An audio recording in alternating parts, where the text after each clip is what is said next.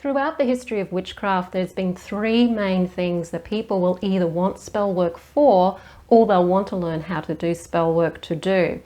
And the first one is love and relationships. The second one is money and finances. And the third one is healing and wellness.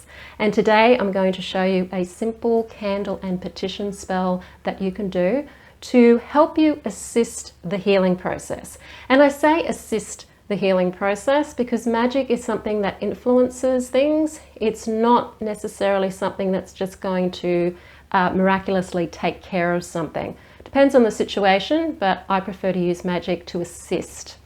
So before I do that, for those of you who are new to the channel, hi, I'm Sandra from mysterywitchschool.com, and if you want to learn more about Wicca or become a Wiccan, hit the subscribe button and the notification bell so that you don't miss any videos. So a healing spell can be really, really simple. If you don't have any materials at all, you just go with what you've got, which is your own imagination and intention and your ability to be able to draw an energy and send it out.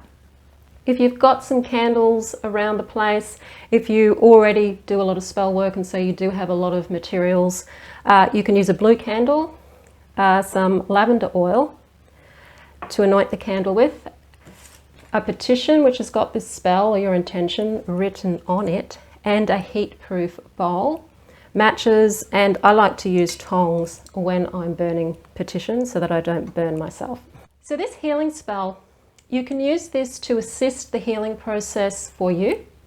You can use this to assist the healing process for somebody else. And at the moment, there's a lot of call for spells and meditations and rituals to heal larger groups of people and even the planet and the world itself.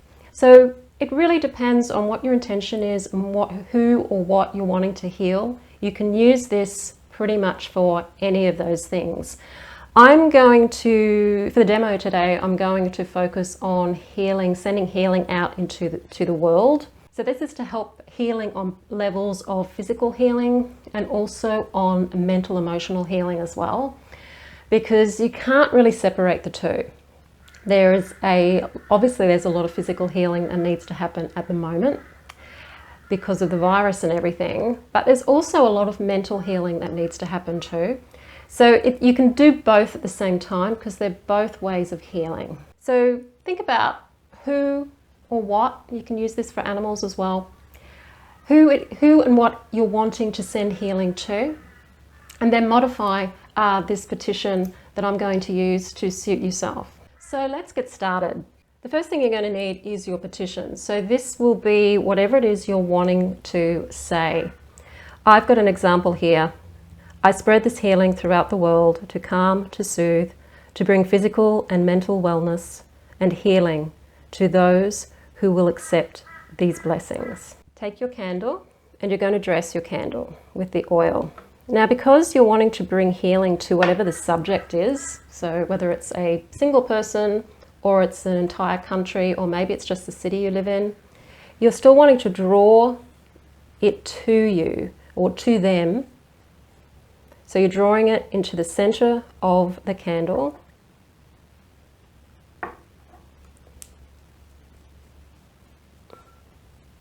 And as you anoint it, just focus on that beautiful blue healing energy and your intention. It's always good to do a grounding exercise before you start your magic. So make sure that you are grounded and you are centered so that you're very focused on what it is that you're wanting to do in your magic. And of course, if you do a daily practice, you will be used to doing this. Last night with the Mystery Witch School 101 group, we did a group full moon rite online with a number of us doing a similar spell of sending out healing. So if you're really wanting to really boost the healing and you've got some friends who you can meet up with at the moment online and do a ritual like this together, it'll be even more powerful because the more people you have doing a spell, the more powerful it is. And if you're wanting to put an intention out into the world, especially if you're wanting to bring healing and calm to a larger space, such as a city or a country, it does help to have those extra people on board. So if you've got any friends that you can hook up with online and do the spell together, or just say, look, at such and such a time, I'm going to be doing this spell. If you can all get together at that same time, wherever you are in the world, and do the spell together, you'll be able to really push that energy and make it just that much more powerful from an exponential point of view. So once you've centered, you've grounded, you're focused on your intention, you're going to light your candle to start the spell. And as you watch the candle flame, just start drawing energy up through your spine, up through the ground in which you're sitting, or maybe you're standing, and feel that energy coming up into your body. You also want to draw an energy from the sky realm, from the heavens as well. So imagine that it's coming through the crown of your head and going down your spine. And you can also bring energy in through the pores of your skin. So as you're breathing in, you imagine that your pores are sucking up this heka, so this chi energy. And you want to build that because you're wanting to send universal energy that's being filtered through you so that you can give it the intention out into the world. You don't want to be using your own energy with this because it'll just exhaust you. So you want to make sure that you're using universal energy and that you're using alchemy to transform that energy into whatever type of energy you're wanting to bring. So as you bring and breathe that in, take as long as you need to take till you really feel that energy build inside you. And then when you're ready, you'll be able to then feel that you can breathe on the out breath, breathe that energy out into the world. You can imagine it focused on a particular person. If it's a particular person, it can be yourself. If it's yourself, it could be an idea of maybe what your city or country might look like. Just sending it out and imagine that that person or place and the people in it are being engulfed by this beautiful blue, calming, healing energy. And you just focus on the color first off to really just get you focused on what it is that you're wanting to do. And then when you feel that that energy is starting to go out, it'll go out slowly, it'll go out bit by bit. With each breath out, it can go further and further and further. You'll take your petition, read it out. I spread this healing throughout the world to calm, to soothe, to bring physical and mental wellness and healing to those who accept its blessings. Fold your paper over, so you should be folding it towards you, and then burn your paper. Now with your petition, I like to use small pieces of paper for petitions because they're going to create much less fire, and you don't really want to be creating a lot of fire, especially if you're doing your ritual indoors, because you don't want any risks of anything catching on fire. You've got to be really careful when you're working with petition magic and fire magic. And as that's burning, see the smoke carrying that intention further out into the world. And then as you're projecting that energy, that blue energy out through your heart out into the world, start to see its reaction. So start to see the person that you're healing or the people that you're healing start to change as a result of your healing. So you might see them suddenly regaining health. So maybe they were laid flat out and now they're getting up and they're moving around and they're feeling better. You might see people feeling more joyous and happy, depending on what sort of healing, if it's mental healing or whether it's physical healing. However you imagine the outcome to be, imagine those people expressing that healing and how you feel about that. Because you need to bring in your emotions into this as well. So you need to know, well, how would I feel when I see this healing? It's going to make me feel joy, relief, happiness. And so focus on those feelings and project those feelings out through the light as you're doing the spell. Spend about 5 minutes doing this because you're going to go through a number of different changes as you focus the energy.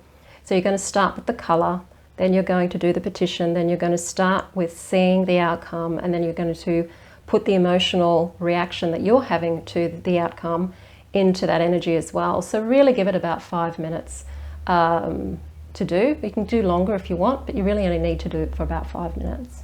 And then when you're ready, you can start to just get on with doing whatever it is in your daily life. So As soon as you finish the spell, you can indicate that you've finished by clapping.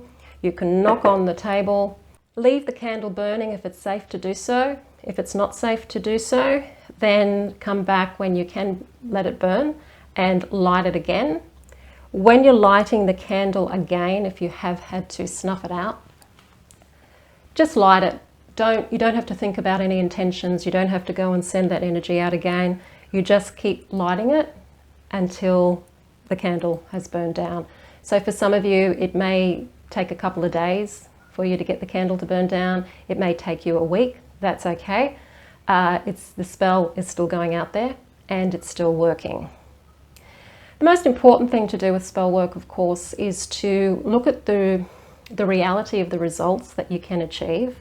How achievable is the result in normal means, and allow the magic to influence that so that you can get better results through using normal mundane means. I would not suggest that you use magic as an absolute substitute for any kind of healing that has been prescribed to you or recommended to you by a qualified physician, because you really need to be using magic to assist what you're already doing in the mundane. Okay, so don't use magic as a substitute. Use it to help you with whatever other natural, normal medical therapies that you are already accessing, and the advice that you're already accessing from qualified professionals. So just a disclaimer in there.